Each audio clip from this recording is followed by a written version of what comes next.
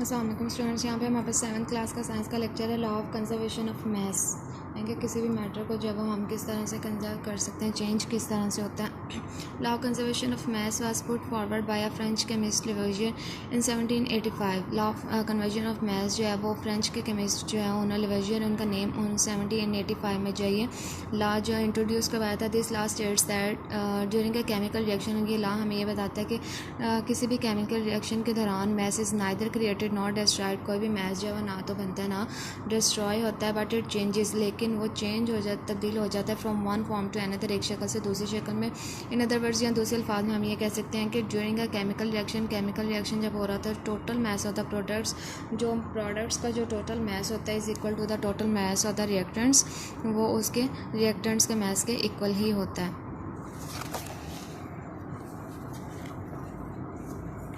Next है हमारे पास ये एक्टिविटी, उसमें जो है वो सिल्वर नाइट्रेट और सोडियम क्लोराइड को सोल्यूशन डाला और उसके बाद हमारे पास जो है वो सिल्वर क्लोराइड के जो वो प्रेसिपिटेट्स बन चुके हैं। इसमें हमारे पास जो है इस एक्टिविटी से वही observe the formation of white precipitate of silver chloride, यानी कि इस एक्टिविटी से हमने ये देखा कि यहाँ पे हमारे पास वाइट प्रेसिपिटेट बन चुके हैं सिल्वर क्लोराइड के, जिनको हम AgCl कहते हैं as a product of the reaction, जो कि उसके रिएक्शन की प्रोडक्ट की ये फॉर्म है between sodium chloride and silver nitrate, जो कि हमने सोडियम क्लोराइड और सिल्वर नाइट्रेट का करवाया था। The balance chemical equation for the reaction is as follows, और इसकी जो बैलेंस केमिकल इक्वेशन है वो इस तरह से है। ये हमारे पास सिल्वर नाइट्रेट और ये हमारे पास सोडियम क्लोराइड दोनों का जब रिएक्शन हुआ तो हमारे पास क्या बन गया, सिल्वर क्लोराइड और इधर से सोडियम नाइट्रेट।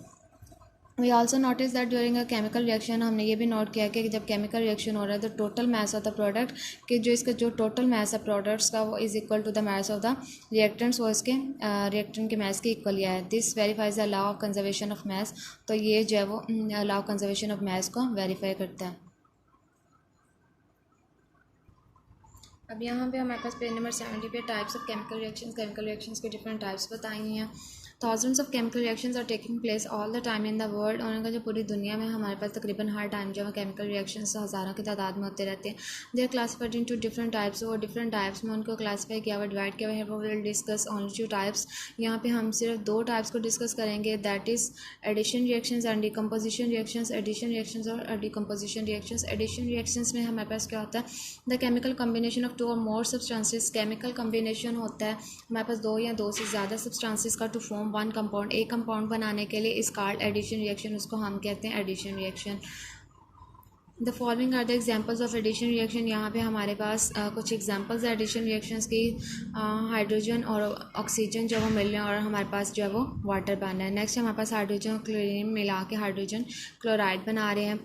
इसी तरह से हमारे पास नाइट्रोजन और हाइड्रोजन मिला के हमारे पास अमोनिया बन रहा है। मैग्नीशियम और ऑक्सीजन के मिलने से हमारे पास मैग्नीशियम ऑक्साइड, ये डिफरेंट जो है हमारे पास दो हमारे पास सब्सटेंसेस जो हम मिल रहे हैं केमिकल रिएक्शन में, और इससे हमारे पास एक कंपाउंड जो है वो बनता जा रहा है। नेक्स्ट है हमारे पास decomposition reactions, a chemical reaction during which a compound splits up into 2 or more simple substances. अब इसमें जब वो ऑपोजिट हो जाएगा कि ये हमारे पास जो कंपाउंड होता है वो टूट जाता है 2 या 2 से ज़्यादा पार्ट्स में हमारे पास सब्सटेंसेस में, इस कॉल्ड डिकम्पोजिशन रिएक्शन, उसको हम डिकम्पोजिशन रिएक्शन बोलते हैं। Usually heat is required to bring about decomposition of compounds. उनका जी डिफरेंट जो हमारे पास ये डिकम्पोजिशन जो करनी होती है कंपाउंड्स की, उसके लिए हमें आमतौर पर जो हीट जो है उसकी ज़रूरत होती थी। Following are some examples of decomposition reactions. यहाँ पे हमारे पास कुछ डिकम्पोजिशन रिएक्शंस के एग्जांपल्स हैं। फर्स्ट है हमारे पास पोटेशियम क्लोरेट है, उसको हीट अप जब किया तो हमारे पास पोटेशियम क्लोराइड और ऑक्सीजन जो वो 2 सब्सटेंसेस में ही डिवाइड हो गया। इसी तरह से कैल्शियम कार्बोनेट है, उसको जब हीट अप किया तो कैल्शियम ऑक्साइड और कार्बन डाइऑक्साइड हमारे पास बन गए। नेक्स्ट है हमारे पास लेड नाइट्रेट है। लेड नाइट्रेट को जब हमने हीट किया तो हमारे पास लेड ऑक्साइड बना, और उसके बाद नाइट्रोजन डाइऑक्साइड और ऑक्सीजन जब हमारे पास आगे हमारे पास डिफरेंट सब्सटेंसेस। उसके बाद हमारे पास energy changes in chemical reactions के, एनर्जी जो है केमिकल रिएक्शन में जो चेंज होती है। In order to know the nature of chemical change in various reactions हैं कि जी कुदरत का जो हमारे पास केमिकल चेंज है मुख्तलिफ जो चीज़ों में रिएक्शन में हम देखते हैं, वो need to know about the change in energy of the substances, उसके लिए हमें ज़रूरत है कि हमें ये पता हो कि किस तरह से हमारे पास चेंज होता है उसकी एनर्जी में सब्सटेंसेस के। The energy of a substance is a particular amount of energy, किसी भी सब्सटेंस की जो एनर्जी होती है वो एक मखसूस होती है हमारे पास, उसकी जितनी उसकी मिकदार होती है एनर्जी की, due to which the structure of the substance remain stable, जिसकी वजह से किसी भी सब्सटेंस का जो स्ट्रक्चर है वो स्टेबल रहता है, वो चेंज नहीं होता या ख़राब नहीं होता। A substance undergoes a chemical change, कोई भी सब्सटेंस जो जब उसको केमिकल चेंज जो उसमें आता है और केमिकल रिएक्शन या जो उसको केमिकल रिएक्शन जब उसमें होता है, when its energy is change, जब उसकी एनर्जी जो वो चेंज होती है। The change in the energy of a substance takes place by absorbing और रिलीजिंग हीट और लाइट, कोई भी जो हमारे पास सब्सटेंस है उसकी जो एनर्जी में जब चेंज आता है वो किस वजह से आता है, या उसने हीट जो वो एब्जॉर्ब की होती है यानी कि जस्ट की जाती है, या हमारे पास जो हीट जो उसने खारिज की होती है, या लाइट जो है। On the basis of the change in energy, जो हमारे पास जो चेंज होता है एनर्जी में, chemical reactions can be classified into two types, उसमें जो हमारे पास केमिकल रिएक्शंस हैं उनको दो टाइप्स में क्लासीफाई किया हुआ है, जो कि हमारे पास है एक्सोथर्मिक एंड एंडोथर्मिक। एक्सोथर्मिक में जो हमारे पास हीट जो वो बाहर निकलेगी वो एक्सोथर्मिक होगा, और जिसमें हमारे पास हीट जो एब्जॉर्ब करेगा वो एंडोथर्मिक रिएक्शंस होंगे। अब यहाँ पे पढ़ लेते हैं एक्सोथर्मिक रिएक्शंस क्या हैं जी। एक्सो मीन्स आउटसाइड, एक्सो का मतलब है जी आउटसाइड यानी कि बाहर की तरफ, एंड थर्म मीन्स हीट, और थर्म का मीन जो है वो हीट है। एक्सोथर्मिक रिएक्शंस और दोज रिएक्शन, एक्सोथर्मिक रिएक्शंस ऐसे reactions are during which heat is given out, जिसमें हीट जो वो बाहर निकलती है। Burning is a common example, किसी भी चीज़ को जलाना जो वो कॉमन एग्जांपल एक्सोथर्मिक रिएक्शन की। उसके अलावा हमारे पास फॉसिल फ्यूल्स हैं, कोल, नेचुरल गैस वगैरह। बर्न्स इन द एयर, हवा में जो है वो जलते हैं, टू रिलीज हीट, हीट को खारिज करने के लिए। यहाँ पे हमारे पास इसके रिएक्शन है जी। Carbon plus oxygen is equals to, इसका रिएक्ट हमारे पास प्रोडक्ट में क्या आ गया, कार्बन डाइऑक्साइड और कुछ हीट आ गई। उसके बाद हमारे पास इसी तरह से मीथेन और ऑक्सीजन, कार्बन डाइऑक्साइड है, वाटर है, और उससे हीट जो निकली है। इसी तरह से हमारे पास फेरस और सल्फर है, और इससे हमारे पास डिफरेंट जो रिएक्शंस हो रहे हैं। और fireworks are also the example of exothermic reactions. अभी ये जो हमारे पास पटाखे वगैरह या इस तरह की जो चीज़ें होती हैं इसमें भी हमारे पास हीट जो वो खारिज होती है, तो ये भी हमारे पास एक्सोथर्मिक रिएक्शंस की एग्जांपल्स हैं।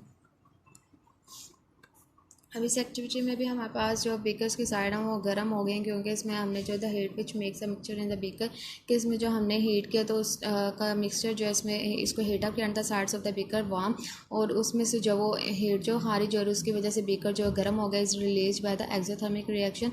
और वो जो हीट निकला हुआ एक्सोथर्मिक रिएक्शन की निकले है, किस वजह से किन के दरमियान में रिएक्शन करवाया, कैल्शियम ऑक्साइड और वाटर के दरमियान में जब रिएक्शन करवाया तो हमारे पास कैल्शियम हाइड्रोक्साइड और कुछ हीट जब वो रिलीज हो इसके साथ। इसी तरह से हमारे पास एंडोथर्मिक रिएक्शन है। एंडो मीन्स इनसाइड, एंडो का मतलब है अंदर की तरफ। हमारे पास the reactions during which heat is absorbed are called endothermic reactions, जिनमें हीट जब एब्जॉर्ब होगी एंडोथर्मिक रिएक्शंस कहलाते हैं। Thermal decomposition of calcium carbonate, thermal decomposition जब होते हैं कैल्शियम कार्बोनेट की टू प्रोड्यूस वो क्या बनाते हैं, कार्बन डाइऑक्साइड।